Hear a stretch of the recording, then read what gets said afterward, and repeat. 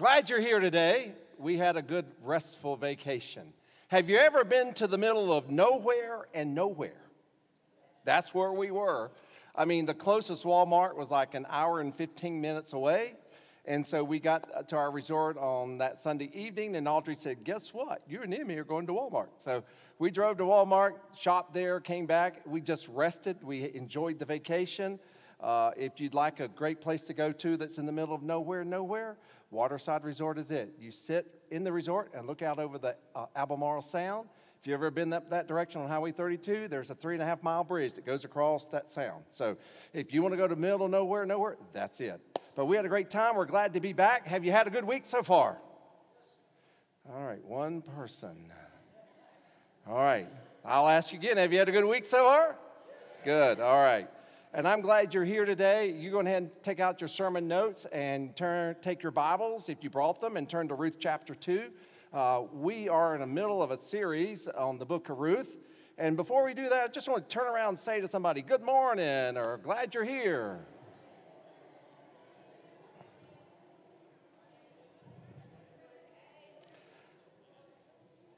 When I was thinking about this sermon, I thought, how can I introduce this sermon we're going to look at today? How many of you would say, I just absolutely love going to the dentist?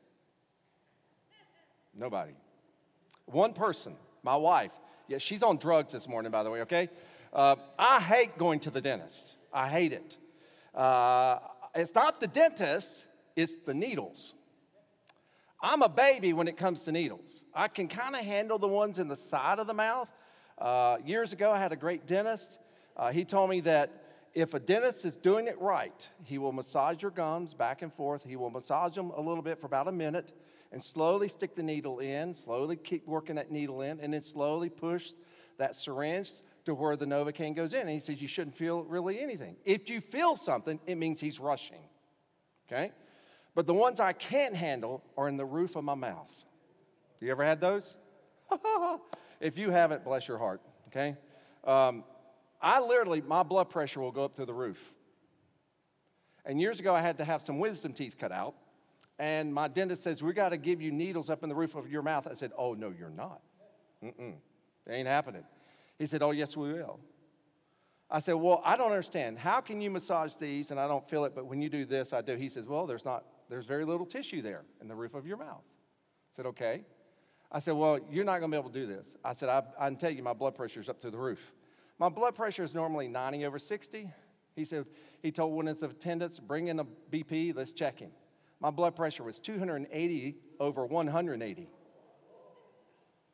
He said, if I pull your wisdom teeth, you'll bleed out. I said, I told you. So guess what? They gave me happy juice. So now when I go to the dentist, if they have to do the roof, I say, hey, happy juice. That's the only way I can get through it. Because if not, my blood pressure will absolutely go up through the roof, okay? I had the wisdom teeth pulled. Everything was great. I didn't feel anything until 2 days later when I got a dry socket, and then I felt it. I read about a middle-aged man who went for a routine physical. His wife had been on to him. He'd never gone, and she said, you're getting older. You need to go to the doctor and get a physical. So he went in, and the nurse said, we're here to check you out. We're going to do a full physical on you, so I need to ask you, how much do you weigh? He says, well, about 165. And she was looking at him, and she's going, oh, no, he's lying. She told him, step on the scale. She said, sir, you're not 165. You're 210 pounds. She said, how tall are you? He said, I'm about 6 feet. And she looked at him and said, oh, he's lying again. She said, step over here against the wall. I'm going to measure how high you are. He wasn't 6 feet. He was only 5 feet, 8.5 inches. She took his blood pressure, and she said, sir, do you know your blood pressure is up through the roof? He said, well, why would you not expect it to be high? She said, why is it high? He said, when I came in here, I was tall and lanky, and you just informed me I'm short and fat. Well, I say that in this way. There are times we all have to endure some painful experiences. We just have to push through them. We don't like them, we don't want them, but we have to push through them. And in our story today, in the book of Ruth, we're going to see how God is working behind the scenes to help push some people through some difficult situations in order to accomplish his will so that eventually, 3 generations later, King David would be born, and 1,000 years later, Jesus Christ would be born. It's going to be tough for Ruth. It's going to be tough for Naomi. But God's going to push them through these painful experiences to get them where they need to be. So we're in this series about how does God work in all things. I believe with all my heart that God does work in all things to bring about good, to accomplish His will, no matter what it is. And if you remember in our last time in this book, we left it on a very bitter note. Elimelech, who is the patriarch of the family, when there was a famine in Bethlehem, decided to uproot the family and move across the Jordan River to a country called Moab. He takes his wife and his 2 twin sons. And over a 10-year period, his sons marry Moabite women. One is named Orpah, one is named Ruth. But at the end of the 10 years, we learn that not only has Elimelech died, and we're not told why, we're told that their 2 twin sons have died. So by the time we get to the last time we were in this book, we have 3 widows, Naomi, Ruth, and Orpah. Naomi gets word that the famine has ended, so she decides she's going to go back home. Her 2 daughter-in-laws go with her to a certain point, to which Naomi says, hey, you need to go back to Moab, you need to go back to your gods, to your families, and let your families find you other husbands. Orpah does that, but Ruth does not. Ruth says, I'm going with you. Your God will be my God, your people will be my people. Where you go, I will go. Where you stay, I will stay. And she will take no for an answer, and she follows her mother-in-law home. And by the time Naomi gets home, everybody's excited. They run out to greet her. You remember that? They're excited. Oh, Naomi's here. Naomi's here. And we saw that when Naomi arrives, she's a different woman 10 years later. She's bitter. She's lost her husband. She's lost her twin sons. And she's bitter. She tells the folks, do not call me Naomi, which means pleasant, gracious, kind. Call me Marah, bitter. And she brings an indictment against God. She says, God is the one who has made me this way. So her name, as you see there, means pleasant, lovely, delicate. But she wants to be called bitter. Look at verses 19 through 20 of Ruth 1. When they came to Bethlehem, the entire town was excited by their arrival. Is it really Naomi, the women asked. Don't call me Naomi. She responded, instead, call me Marah, for the Almighty has made life very bitter for me. So that word, Marah, means bitter. And I ask you in this sermon, have you ever been around a bitter person? They're not pleasant to be around because their bitterness is like a poison. It not only poisons them, it poisons everyone who's around them. She doesn't want to be called gracious, pleasant, loving, kind. Call me bitter because it's God's fault. So in this indictment she brings against God, God is still going to work behind the scenes. She has no idea, by the time they get to chapter 2, God has been working His will, working events, working circumstances to bring about His will, which will impact her life in a good way, as well as a woman named Ruth. All she thinks she has to live for now is survival.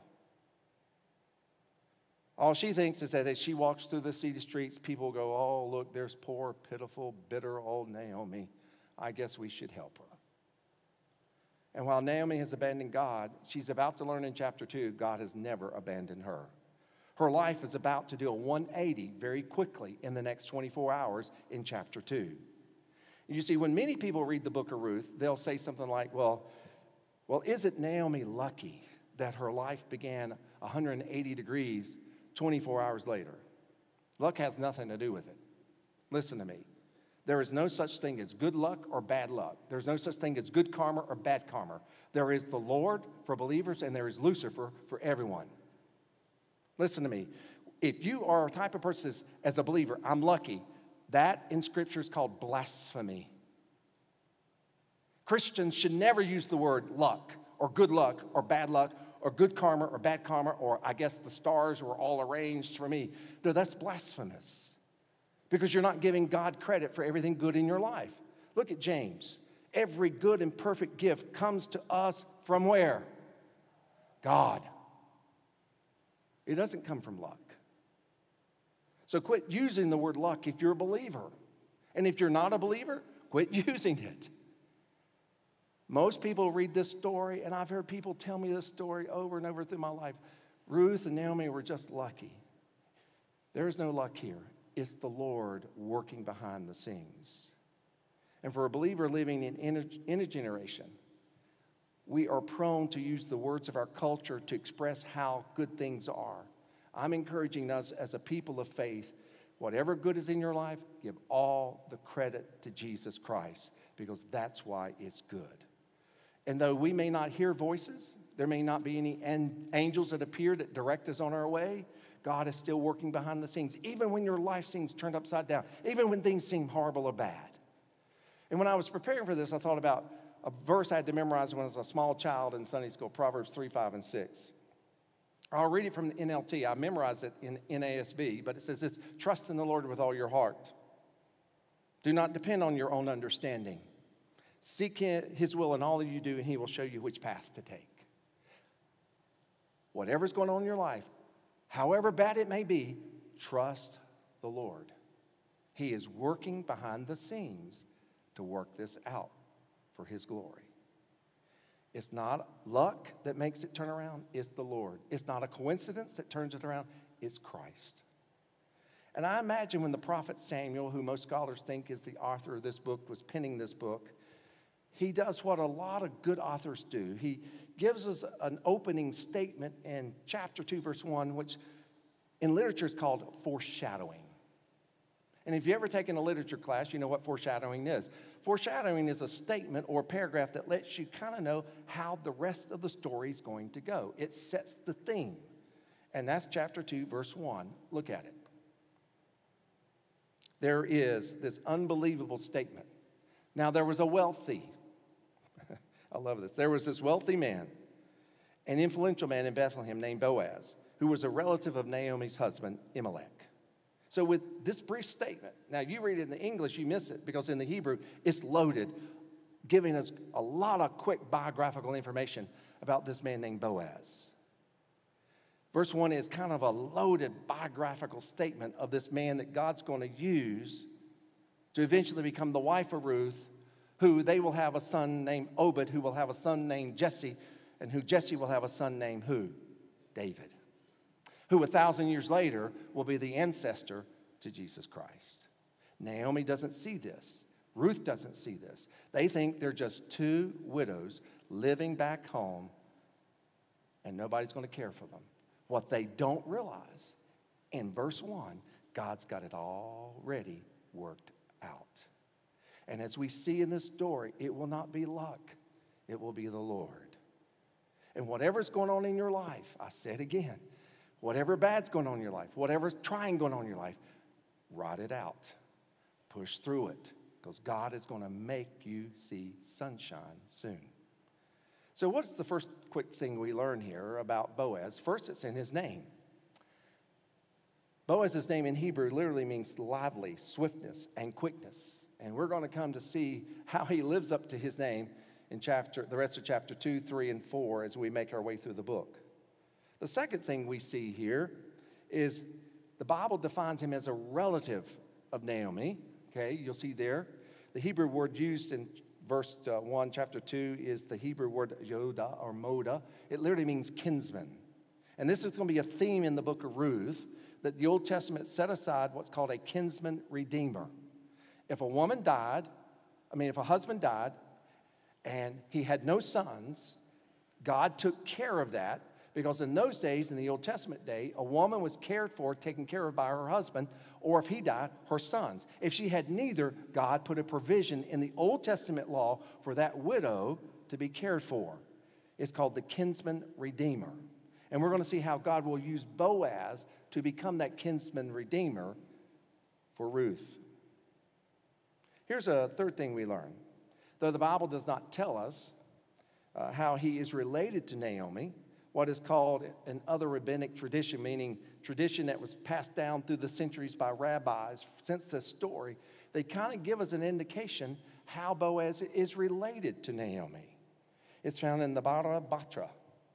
It states that Salmon, who is Boaz's father, was the brother to Elimelech. Okay? In essence, what this does, here's your fill-in. Boaz is Naomi's nephew. That's how he is related. And because he's the nephew, he is the first in line to care for Naomi as well as eventually Ruth. The Old Testament provided a clause in it to make sure that a woman who was a widow, who had no sons, was cared for. Here it is in Deuteronomy 25. If two brothers are living together on the same property and one of them dies without a son, his widow may not be married to anyone from outside the family. Instead, her husband's brother should marry her and have intercourse with her to fulfill the duties of a brother-in-law. The first son she bears to him will be considered the son of the dead brother, so that his name will not be forgotten in Israel. Now, we don't do that in America, but that's how God provided that legacy would continue on down.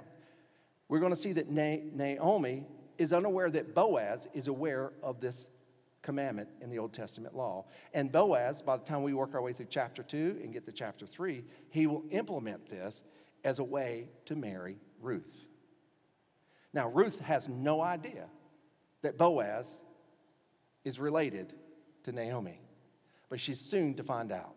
Again, it's how God works things behind the scenes. And I could have gone on a lot of different directions with this morning, but the thing that stood out to me as I was working on this weeks and weeks ago was how God uses us to influence others to continue in their walk and their faith with God when things get bad. All of us go through terrible things. All of us get discouraged at times. All of us need someone influencing us. Hang in there. Trust God. Toe the line. Read the Word. Pray to God. Keep going. God also uses us to influence people who are not believers to become believers. So this morning, I want to talk about how can we be an influencer for the glory of God, okay? To really influence others for Jesus Christ around you, here's the first thing you have to be. You got to be strong in your relationship with the Lord. And we're going to see just how strong Boaz is in his relationship with God. I'll tell you up front, he has a very strong relationship with God. Let's look at it again in Ruth 2, verse 1. Now there was a wealthy and influential man in Bethlehem named Boaz, who was a relative of Naomi's husband. The English Standard Version puts it this way. Now Naomi had a relative of her husband's, a worthy man of the clan of Elimelech, whose name was Boaz. Now this word that's translated as wealthy, influential, or worthy is the Hebrew word shariel. And I'm going to give you multiple ways this word is used in the Old Testament because every one of those uses describes who Boaz is. It gives us an indication of his character, the type of man he is or the type of man he was. We see this word used, first of all, in Joshua 6:2. The Lord said to Joshua, "See, I have given Jericho into your hand with its kings and its valiant warriors." Shael was a word that was used to refer to very valiant soldiers, men who were tough in battle, who did not quit, who did not go AWOL. In fact, the same word is used later. You remember when Absalom opposed David and eventually kicked him off the throne temporarily, and he decides he's going to take his army and go to war and fight David? One of Absalom's advisors named Hushai said, "You don't want to do that. You don't want to do that." Look at this in 2 Samuel 17. Moreover, Hushai said, "You know your father and his men, that they are mighty men and they are fierce, like a bear robbed of her cubs in the field. And your father is an expert in warfare," meaning Absalom, you're not, "and will not spend the night with the people. And even the one who's valiant," Shael, there's that word, "whose heart is like the heart of a lion, will completely lose heart. For all of Israel knows that your father is a mighty man, and those who are with him are valiant," or Shael, meaning what Hushai said to Absalom, "Do not go to war against David. You will die." No ifs, ands, or buts about it. So what does this tell us about Boaz? The first way this word gives us an indication of who Boaz was it indicates that he was a person who was a veteran soldier. That's the first thing we learn about him. You remember, this is the period of the judges. This is the period of a man named Gideon, who was a judge. And there is many biblical scholars who believe that Boaz had been one of the mighty, valiant warriors. Remember, Gideon, God called him to use 300 men to defeat their enemies. And there are a lot of biblical scholars who believe that Boaz was one of those 300 men. So there is an indication he was a veteran soldier. Here's the second way this word Shael was used in the Old Testament. It was used to refer to a person of great influence. Of great influence. You see there on the screen it says that there was a wealthy, influential Shaul man named Kish from the tribe of Benjamin. He was the son of Abiel, the son of Zahor, the son of Bekorah, the son of Alphiah, and the tribe of Benjamin. So all of that reference there is to veteran soldiers, men who go to war. Here's the second way it was used. It was used to refer of great influence. We realize because of his wealth, of his status, of his age, he was highly respected in Bethlehem. We see another reference to such a man in 2 Kings. Menahem extracted the money from Israel, that is, from all the wealthy Shaul men, 50 shekels of silver from every man to give the king of Assyria. So the king of Assyria turned back and did not stay there in the land. So it refers to men who have great influence. Here's a third way this word was used, Shaul. Refer to a person of great wealth. A person of great wealth. We see this again in Ruth 2, verse 1. Now there was a wealthy Shaul, an influential man in Bethlehem named Boaz, who was a relative of Naomi's husband. The word used for wealth means exceedingly wealthy. He would have been the Bill Gates of his day. Here's the fourth way this word Shaul was used to refer to a person who had godly character.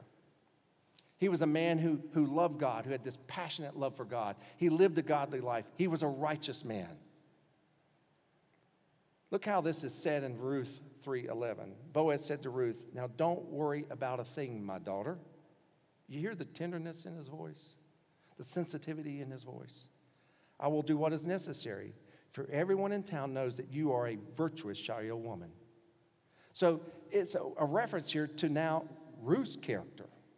It's used of godly character about Boaz, but now we also learn that Ruth has godly character. Remember, she's a Moabite. She was raised to worship pagan gods in Moab. The chief pagan god in Moab was Chemosh. Chemosh required that you had to at least sacrifice one of your children you had to him. You may have had 10, you got to sacrifice one. You may have had 3, you had to sacrifice one. So Ruth has come out of a pagan culture that believes in child sacrifices, but she has decided in her journey with Naomi to accept the God of Abraham, Isaac, and Jacob because she has seen something different in this God than she has seen in her own gods. She's looked at how Naomi blames God. Ruth doesn't. Naomi believes that God has abandoned her. What she doesn't realize, God is already working behind the scenes to take care of her as well as Ruth. And God is going to use this wonderful man named Boaz to be the kinsman redeemer to do that. Has there ever been a time in your life you thought that God had abandoned you and later you saw how he'd been working behind the scenes? We all have. Did you stop and give him credit for it when you realized it? When you told the story, did you give God credit for it, for working behind the scenes? Do you really want to be a person of influence for God? Here's the second thing that's required. You need to be spiritually encouraging to everyone. To everyone. We're going to see that Boaz is spiritually encouraging to everyone he meets. You can't help but notice that when Boaz first arrives on the scene, he walks out in the fields to talk to those he's hired to glean the wheat. Look at what it says in verse 4. Boaz himself arrived in Bethlehem and greeted the workers. "The Lord be with you," he said. "The Lord bless you," they answered. Now, don't skip over this greeting. In typical Jewish tradition, when they greeted each other, they would use the word shalom, peace be to you. This is not the traditional greeting that Boaz used. He does something that would be considered by most Jews pushing the line. He uses the most sacred, holy name for God to greet his workers, and that is Yahweh. So when it translates, "May the Lord be with you," he's saying, "May Yahweh, the God of I am that I am, the God who let us know who he was to Moses, may that God be with you." And they respond in kind, "May the Lord, may Yahweh be with you." Have you ever noticed in our culture how we kind of do things in our greetings? You come up to somebody, you get to work tomorrow morning, you look at your coworker, "Hey, how you doing? You doing okay?" They go, "Yeah, I'm fine. And you, how you doing?" And then everybody goes to work, right? Isn't it amazing in our culture that sometimes even our greetings become so ritualistic, we don't even really hear what people say? Several years ago, this company did this study on greetings. They wanted to know, do we really listen? Or have we already prepared in advance what we think they're going to say, and so we respond? So people were paid to come in, and when asked, hey, how are you doing? Instead of saying, fine, I'm doing okay, they said, well, I've just learned I got stage 4 cancer, and I'm going to be dead in a month. The majority of the people, when they heard that, they said, great, I hope you have a wonderful day. They didn't even hear what was said. Why? Because they weren't listening to hear what was said. Because even in our greetings at times to each other, it's a ritual we do just to get to the next thing. Years ago, I was in a personnel team meeting, and the chairman, we joke about it. We've been joking about it ever since. He called us to pray, and somebody prayed, and he said, now that we got that over with, let's get to the main thing. And I said, whoa, whoa, whoa, whoa, whoa, whoa. I said, prayer is not an item on the agenda. Prayer is the agenda. And sometimes even when we come together in our ministry team meetings here, we use prayer as an item on the agenda just to get to what we think is really important. What would happen if every team that has a ministry here came together and every team member went around and prayed about what God wanted them to do rather than just, all right, Audrey, lead us in prayer. All right, now that's done. Let's get to the real thing. Prayer is the agenda. And sometimes even in church, we fall prey to this cultural tradition of just going through the motions to do the ritual in order to get to what we think is very important. Boaz, instead of giving the traditional greeting of shalom, says, may Yahweh, the God who is I am that I am, may he be with you. And you see, by invoking the name of Yahweh, Boaz wasn't just asking God to be a blessing to them. He was asking God to bless them, to bless others, and to bless their lives, to bless their families. Okay, what would happen tomorrow if you go to work? Let me ask you this. If you go to work tomorrow, and your boss came up behind you, put his hand or her hand on your shoulder and said, I hope you experience the presence of God today as you work here. Would you have a heart attack? Yes, you probably would. If you supervise people at work, what would happen if you went up to every worker you supervise and said, you know, I'm glad you work for me. I'm glad you work for this company. May you experience the Lord's presence as you work here today or as you work for me. You see, that's what Boaz does because he knows gleaming the fields is not the main goal. What's the main goal is giving God credit that he has fields to glean. They've just come out of a famine, and now the wheat, the barley is starting to grow again. You see, here's the way I look at this. When you go to work tomorrow, walk up to a coworker and say, I just hope today you experience the presence of God in your life. They may look at you like a horse at a new gate. Or they may tear up and say, you know, no one's ever said anything like that to me. Yeah, they may run to your boss and say, that person's a little too religious. Here's the way I look at this. There is more to risk in not doing this than in doing this. Even in the church, we need to be more serious about how we address each other, how we listen to each other. It's so easy when we read these stories to think, well, you know, Boaz had some hint that Samuel's going to write about him and put him in a book one day. Boaz has no idea he's going to be written about. But what we do know is that Boaz was sincere. He takes the most sacred, holy name of God to Jews, Yahweh, a name that most Jews would never even say because they feared that they'd be struck dead if they did, as a way to say, may you experience the presence of God today as you work in these fields. When you greet someone, how are you doing? Is it just a ritual you go through? Or are you genuinely and sincerely interested in how that person is doing? I read a story about a little 8-year-old boy named Robert Williams. Every morning he'd go out and catch the school bus. When he'd get on the school bus, his school bus driver was a woman named Louise. She'd always look at him and say, all right, did you have breakfast this morning? Mm-hmm. Did you do your homework? Prepare for school? Mm-hmm. How are your grades doing? Do you feel okay? Anything bothering you? You need to talk to me about? She did this for him every single day. He said, it touched my life because he said, when I was a very young kid, my dad decided he didn't want to be married to my mom, and he just left us. And my mom was left to raise me and 8 other kids. But he said, it took a toll on my mother's life, and her health began to fail. He said by the time he got to late elementary age, he realized he needed to do something to help his mom. He said he began to study all the bus drivers, how they all wore uniforms. And his mother, he asked his mother, would you teach me how to sew? So she taught him how to sew. So he went and made a uniform for himself as a school bus driver. He went to the school bus parking lot, saw a bus with keys in it, got in it, and drove off.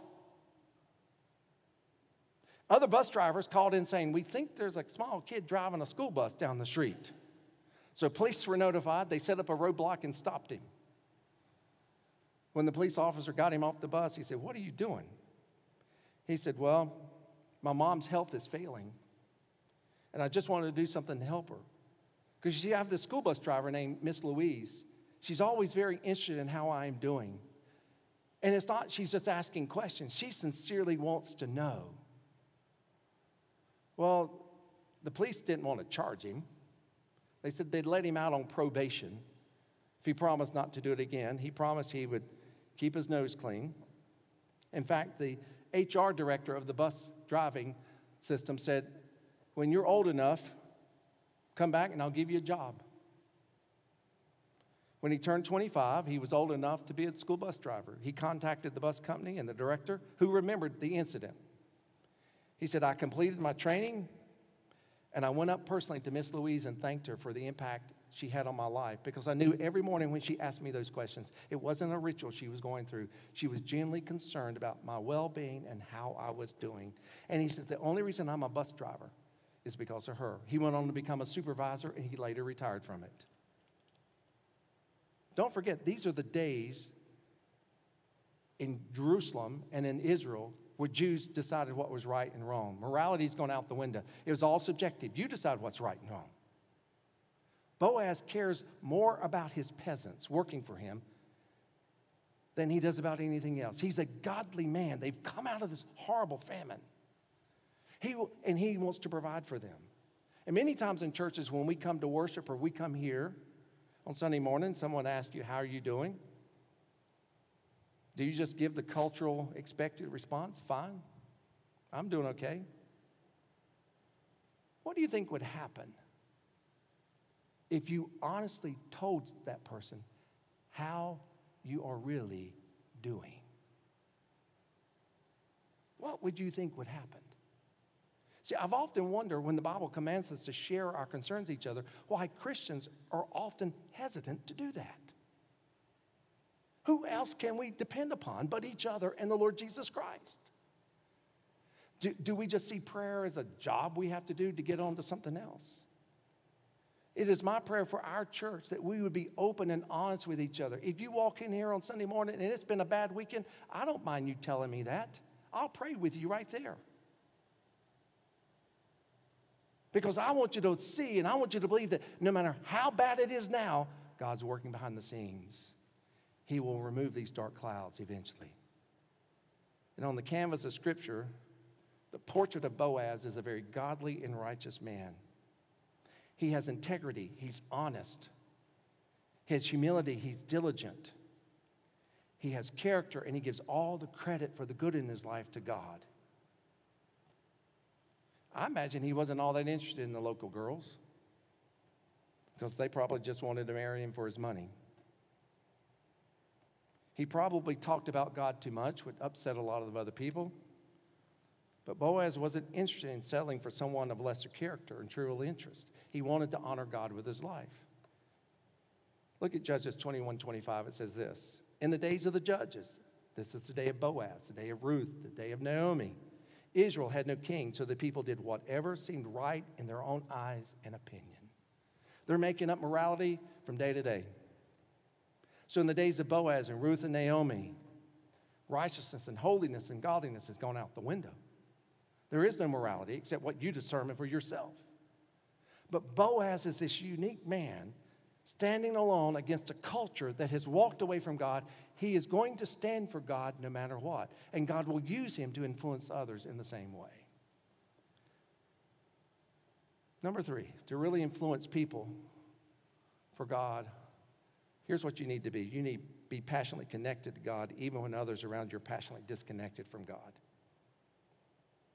Imagine in this self-serving culture Boaz was living. Here's a wealthy man. He will ride out into his fields. He will check on his workers. He will invoke God's blessings upon them and say, I'm so grateful you're working for me. The Bible's very clear. He not just paid, he paid them more. He cared about his workers. He passed on the blessings of God that God had given him to his workers. He connected to them, even though they may not have been connected to God. His tribesmen may have lost their conviction in God, but he has not. I mean, I think it's interesting that Boaz's first recorded words reveals nothing than a passionate connection he had to God.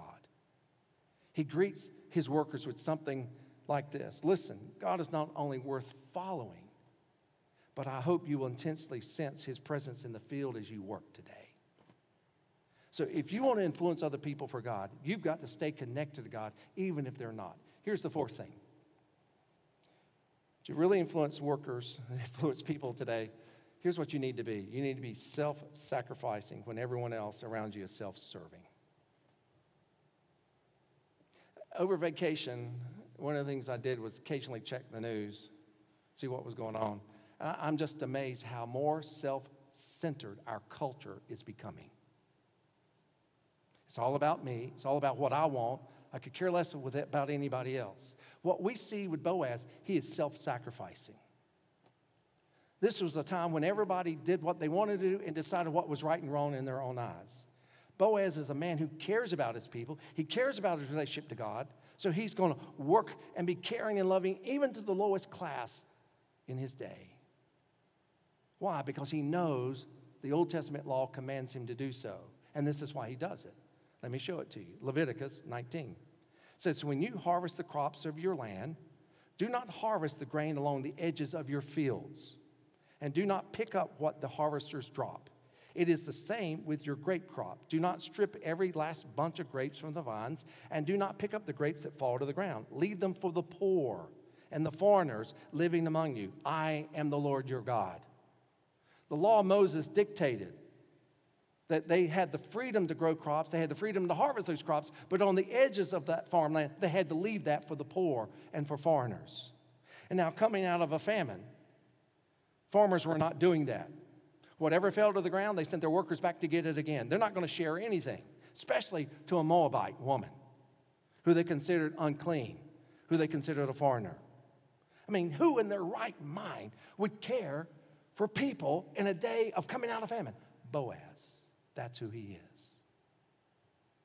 So let me ask you, what do you leave behind for the less fortunate, the poor, the ignored, and the hopeless?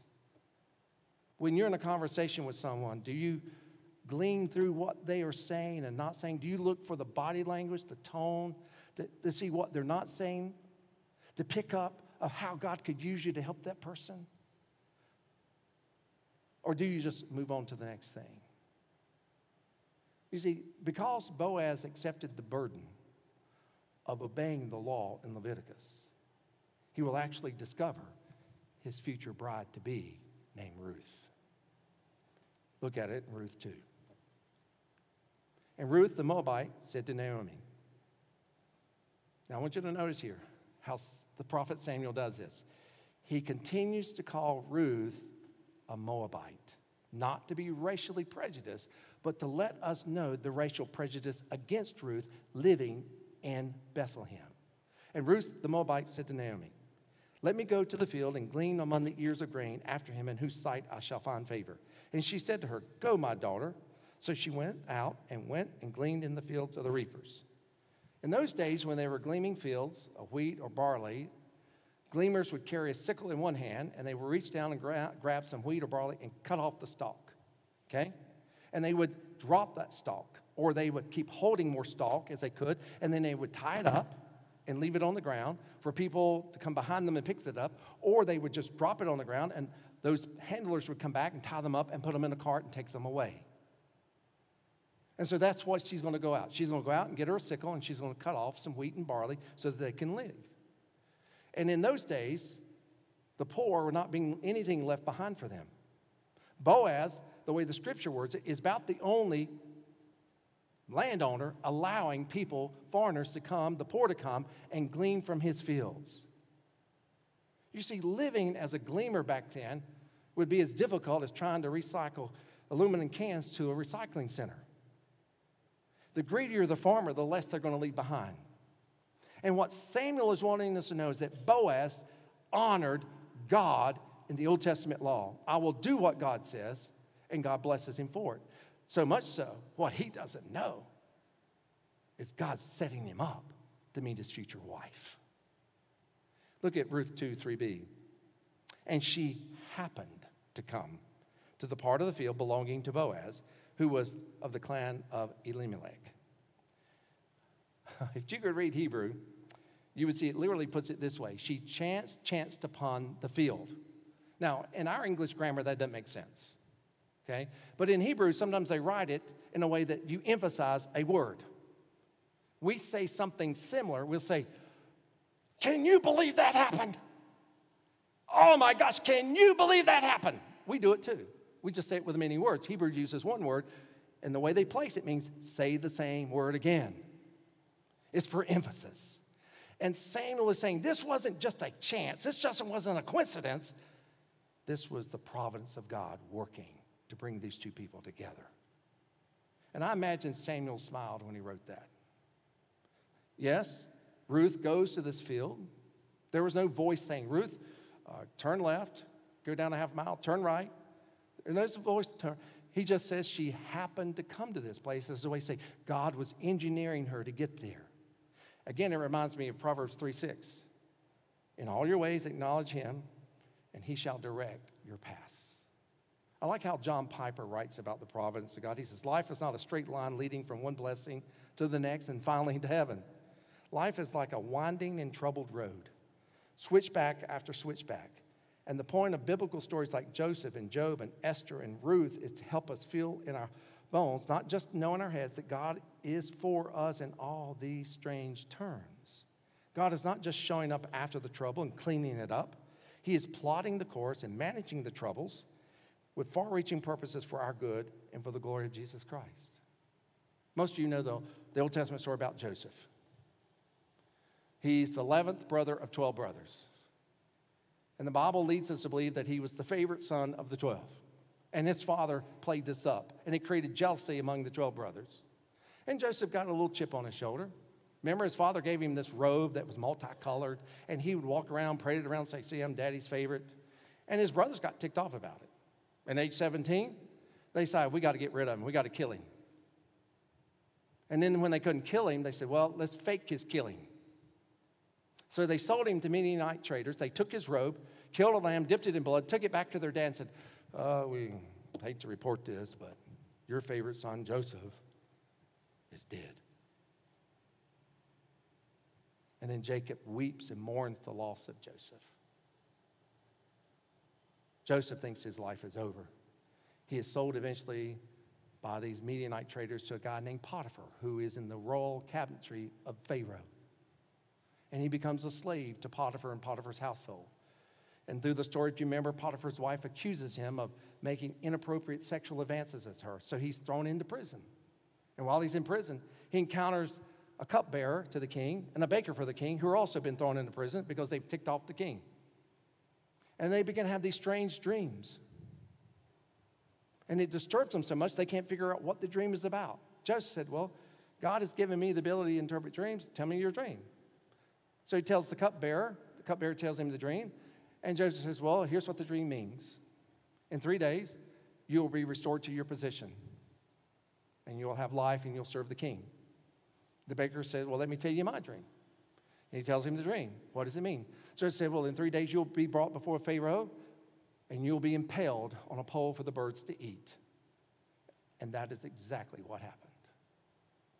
You got to keep in mind, 13, Years go by as this is taking place. He's serving as a slave, missing home, missing food, missing his brothers, missing his family. He thinks God has abandoned him. He thinks God has turned his world upside down. He thinks he's all alone. Then the Pharaoh starts having these disturbing dreams. You remember that? And all of a sudden, the cupbearer says, Pharaoh, there's a guy working here as a slave to Potiphar. He can interpret dreams. Pharaoh says, fine, bring him in, because none of my magicians can tell me what these dreams mean. He brings Joseph in. They get him all cleaned up. And Pharaoh tells him the dream, and Joseph says, here's what your dreams mean. There will be 7 years of great blessing, followed by 7 years of famine. Here's what I would do if I was you, O Pharaoh. I would stock up food during those 7 years of plenty for the 7 years of famine. And Pharaoh says, I tell you what, I don't know anybody to do that than you. And he appoints him as prime minister over Egypt. Think about this. He goes from prisoner to prime minister just like that. He thinks God has abandoned him. But God was working behind the scenes to take care of not only Joseph, but the tribe of Israel. And you remember the story? His brothers come to buy food because the famine is so widespread, it goes through Israel. And eventually, Joseph reveals himself to his brothers. They don't know it's Joseph. I've had people ask me, why don't they know it's Joseph? Well, he's 30 years old. 13 years have gone by. He's dressing like an Egyptian. He's got all the makeup, the robe, the garb. He's only speaking Egyptian to them. He uses a translator to speak to his brothers, even though he can speak Hebrew. But all of a sudden, the light comes on. What he thought had been abandonment by God, he sees as the providence of God. Look at this in Genesis 45:5. Don't be upset and don't be angry with yourselves for selling me to this place. It was God who sent me here ahead of you to preserve your lives. Southside, whatever's going on in your life, however bad it is, however tragic it is, God is working behind the scenes to help you with it. Boaz and Ruth are proof of God's providence, of his promise to take care of you, to work all things out for the good. Now, you and I may not have any flashing lights or voices from heaven, but if you will listen to that tender voice called the Holy Spirit in your life, God will work things out for you. Even David understood this. Look what David writes in Psalm 37. The Lord directs the steps of the godly. He delights in every detail of their lives. Ruth is out gleaming in the field, which will be her potential, owned by her potential kinsman redeemer. The Bible says Boaz just happened to see her in the field as he comes to visit. He says to his workers, may the Lord be with you. And they say to him, may the Lord bless you. I love what verse 5 says. At this moment, Boaz spots Ruth. When you were dating, did you ever walk into your classroom or walk into a restaurant or walk into someplace and you go, who is that? Look at it. Look at verse 5. Then Boaz said to his young man who was in charge of the reapers, whose young woman is this? In case you missed it, that's Hebrew with, wow, who's that? That's Hebrew for that. He might have whistled. Now, today I wouldn't encourage you guys to do that because you might be whistling at a transgender guy who's dressed up like a woman, okay? I wouldn't do that today. But Boaz kind of go, whoa! What woman is that? Man, is she hot? I'm stretching it a little bit there, but you get the point. I love what Stephen Davey writes about when his daughters were growing up. He said this, I remember whistling that way to my older daughter when she was around 4 years old, that little, you know. She didn't know what that particular whistle meant, and I wanted her to know ahead of time when she got to be a teenager and later when she was going to go off to college. I sat down with her and I said, honey, one of these days some young man will drive up next to you, roll down his window, and whistle just like that in your direction. It means he thinks you're pretty and he wants your attention. So when he does, spit in his window and run home to daddy. Boaz whistles. Oh my goodness gracious, who is that woman? You see, God had been working behind the scenes to get these two couples together, Boaz and Ruth. Why? So that there'd be a marriage to bring Obed, to bring Jesse, to bring King David, and 1,000 years later, Jesus Christ. The story of Ruth is one of the best stories in the Bible of God's providence, working behind the scenes to help you and help me. Look at verses 6 through 7.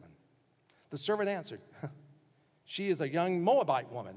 Now, in this case, Samuel lets us know the servant is using it as a racial slur. She's a young Moabite woman who came back with Naomi from the country of Moab. She said, please let me follow the workers cutting grain and gather what they leave behind. She came and has remained here from morning until just now. She has stopped only for a few moments to rest in the shelter. She's caught Boaz's eye. And what Ruth doesn't know is that Boaz is the nephew to his uncle, Elimelech, who gives him the biblical right to be the kinsman redeemer to Ruth.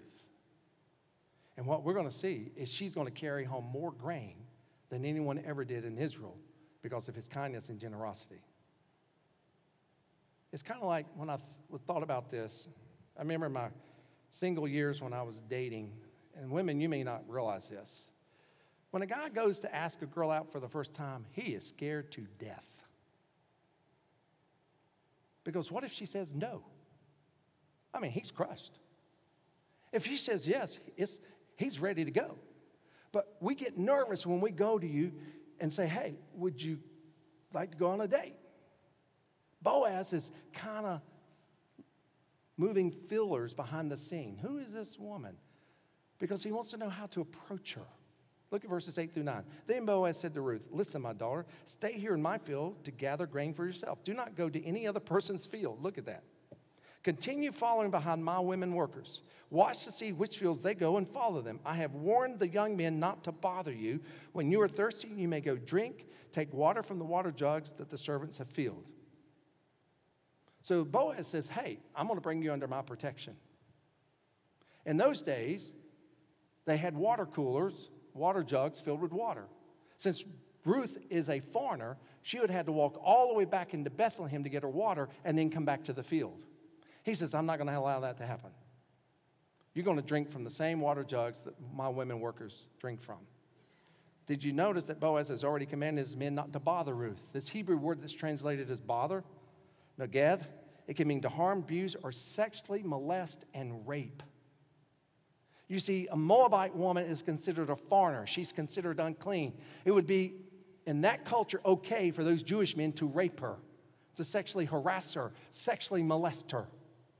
And so by what Boaz does, he's already told his men, you keep your hands off of her. She's under my protection. I'm her guardian. You see to it that every need she has is met. Look at verse 10. Ruth fell at his feet and thanked him warmly. What have I done to deserve such kindness, she asked. I'm only a foreigner. She knows her position in that culture. She doesn't know Boaz's position in terms of his relationship to Naomi. So Boaz proceeds to tell her. Look at verse 11. Yes, I know, Boaz, but I also know about everything you have done for your mother-in-law since the death of your husband. I have also heard how you left your father and mother and your own land to live here among complete strangers. He's saying, Ruth, I know everything about you. I already checked you out. I've got the full scoop on you. I know about your marriage. I know about your loss of your husband. I know about Naomi. I know everything about her. I also know that you have decided to accept the God of Israel, the God of Abraham, Isaac, and Jacob, and I see that in your life. I see that you're worth protecting. I see that you're worth honoring. Look at verse 12. Ruth says, may the Lord reward your work and your wages be full from the Lord, the God of Israel, under whose wings you have come to seek refuge. Boaz says to her, listen, I'm going to protect you. And when I thought about this, why hasn't the church heard more about Boaz? Why aren't there more books written about this man? His beliefs, for any men's group, he is a great man to study. His belief in Scripture, his honoring of God in his life, his character is worth following. Now, they've just met, and he's already talking about God. He's doing more than just dropping God's name. He's letting Ruth know up front, I love God with all my heart, soul, mind, and strength. Ruth, I know what happened when you left your family, your friends, your country. I know what's going on in your life right now. So listen, dear girl. Just come and snuggle up under the wings of the Almighty God and be assured He's going to use me to watch over you and to protect you. And I pray that He will repay you for your kind deeds you did to your mother-in-law, Naomi. Now, when we come to verse 13, if you read translations, there's all kinds of ways they translate it. If you can read Hebrew, if you could read Hebrew, you'll see it's very difficult to translate. And when I read it, I struggled with it. I went to commentary after commentary to figure out what's the best translation of this. And here's what the best translation of verse 13 says. Ruth says to Boaz, you have spoken kindly and compassionately to me, my Lord, even though I am a foreigner. I will never be in the same standing nor equivalent to you, to your other maidservants. Can you imagine that? She says, sir, thank you for your kindness. I'm just scum. I'm just a Moabite foreigner. I'm a nobody. There's no way I could even work or be compared to your other servants, these women working in the field. I mean, when I read that, I thought Boaz could have proposed right there to her. So as I wrap up, let me give you two quick things this tells me about romantic relationships. Here's the first one. The foundation for any romantic relationship is this. It has to have a vital relationship with Jesus Christ. And if you're single and you're dating, you need to make sure that whoever you're dating has a vital relationship with Jesus Christ. If that girl or that guy that you're wanting to date does not have that, you don't need to date them.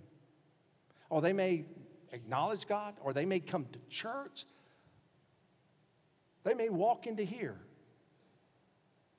But are they building this relationship to Jesus Christ? Let me put it to you this way.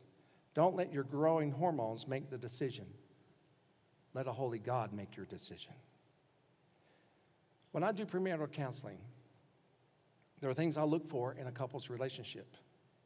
I've seen countless couples come for advice for this, how to prepare for marriage. And one is totally committed to God and the other is not. I've pointed out that this is a warning sign. This is a danger sign. That they're going to go off in two different directions spiritually. And I've had people say, but I love him, but I love her. And my response is, it takes more than love to have a marriage. Or they say, well, you know, he or she walked an aisle when they were a teenager and gave their life to Christ. That's not the issue. The issue is, are they walking today with God? I've lost count of the number of spouses through my years in ministry who come and sit in these pews all by themselves because their spouse won't come. That spouse who comes and sits in these pews cannot share the most important, intimate, vital thing in their life with that spouse. Their personal relationship with Jesus Christ. And if you're dating, you need to make sure that you're totally committed to Christ and that person you're dating is totally committed to Christ. Here's the way I look at it. It's far better to be standing on the shore wishing you could sail than to be sailing and wishing you were on the shore. Here's the second thing. To have a great relationship, a permanent attraction between a man and a woman should be beyond the physical to include the spiritual. Yes, looks often attract us. That's okay. There's nothing wrong in that. But it needs to go deeper than the physical. I love what J. Vernon McGee writes about this. He says that nowhere in the book of Ruth are we told what Ruth looked like. Not one physical description is given, not even the color of her eyes. Ruth appeals to Boaz not because of her looks, but because of her walk with Christ. That's what got Boaz's attention.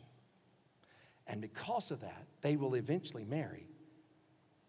Eventually become David, and 1,000 years later, Jesus Christ. The book of Ruth is about how God works behind the scenes to accomplish his will when all seems hopeless.